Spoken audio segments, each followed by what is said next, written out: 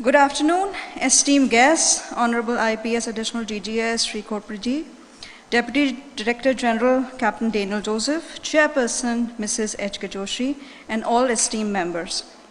On behalf of R&D Subcommittee, I wish you all a very happy International Day of Maritime. Women in Maritime. I also extend our sincere gratitude to DG Shipping of India for initiating and supporting this vital project, which addresses such an important timely cause. We are proud and deeply passionate about Sagar Mein Samman initiative. Let me introduce my team, the esteemed members who have contributed immensely.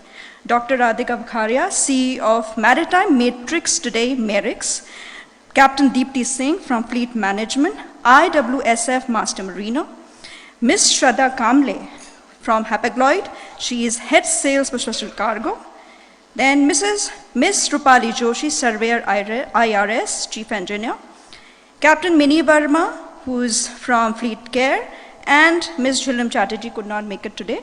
So here are my esteemed members of R&D.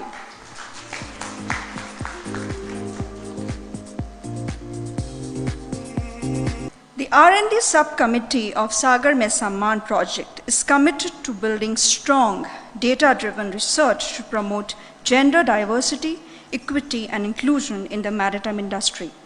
By identifying key gaps and challenges through data analysis, we support the development of inclusive policies, training, mentorship, and skill development, and to create more inclusive, supportive, and empowering future for women in maritime.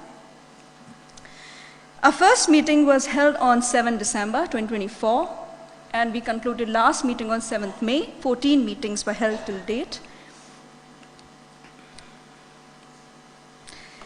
The R&D subcommittee played the important and pivotal role in shaping the foundation of Sagar Mein Samman project. We began by clearly defining our goals and submitting a detailed budget. Data-driven survey framework, developing 6 comprehensive level-wise tools to capture genuine feedback. These tools were meticulously refined in the dedicated sessions validated by internal and external validators. We collaborated closely with training and governance and compliance subcommittees to integrate the available and relevant inputs. To ensure wide outreach and inclusivity, we distributed the surveys to 138 organizations and 40 MTIs, accompanied by carefully crafted communication materials. We also established weekly open session of FAQs and supported the entire follow-up process to ensure meaningful engagement.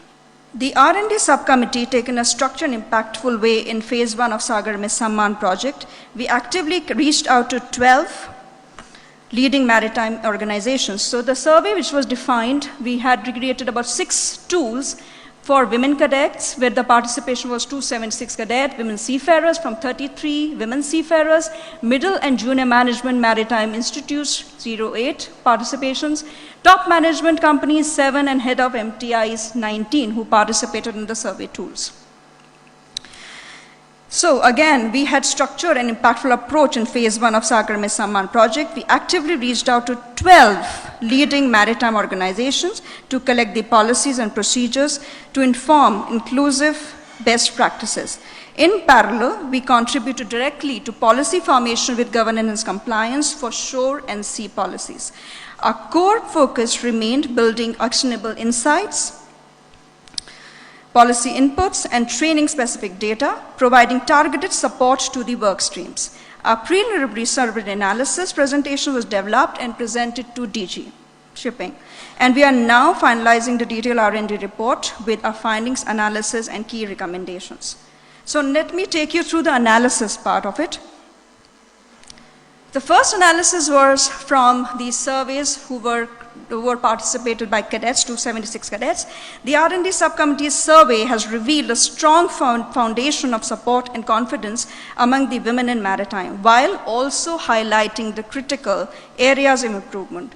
Training received 95.3 positive responses, though there were inconsistencies in physical training that were noted. Shivvote facilities were rated 88.2% positive by cadets, but concerns remained around the sanitary products, 78.6% participation in healthcare and gym facilities. Support systems for cadets are robust as per their feedback about the family support and mentorship support. However, mental health support, while strong, trails slightly at 86.6. Career progression by cadets is recognized quite high at 96.8, showing the strong confidence and among the women in advancing their careers. And hopefully we provide it to them. Governance and compliance policies, cadets believe that the policies are inclusive, but work is required still to be done on feedback mechanisms. While the majority of cadets reported positive training environment, R&D subcommittee's findings highlight areas of deep concern that demand focused attention. 38% women reported experiencing gender bias, social exclusion, and stress from balancing family and work responsibilities. 56% considered dropping out of training due to personal and family pressures, underlining the need of stronger support systems.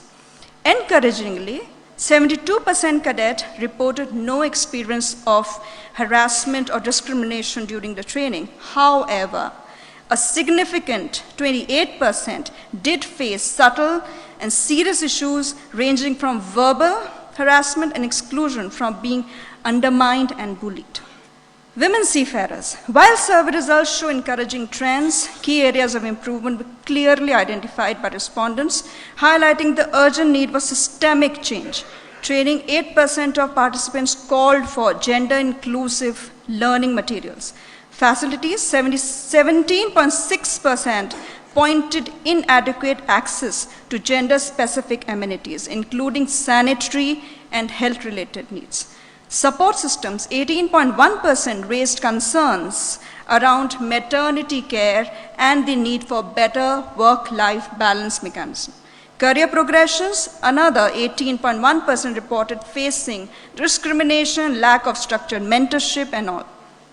Governance and compliance, 13.1% expressed fear of retaliation when reporting harassment and signaling the need of stronger protection mechanism. Despite the progress, and we see the gaps very wide, serious concerns continue to impact women experience in maritime. Harassment, nearly 45% reported facing verbal harassment and gender bias on board. Safety, alarmingly, only 18% feel completely safe at sea, reflecting an urgent need for stronger safety measures.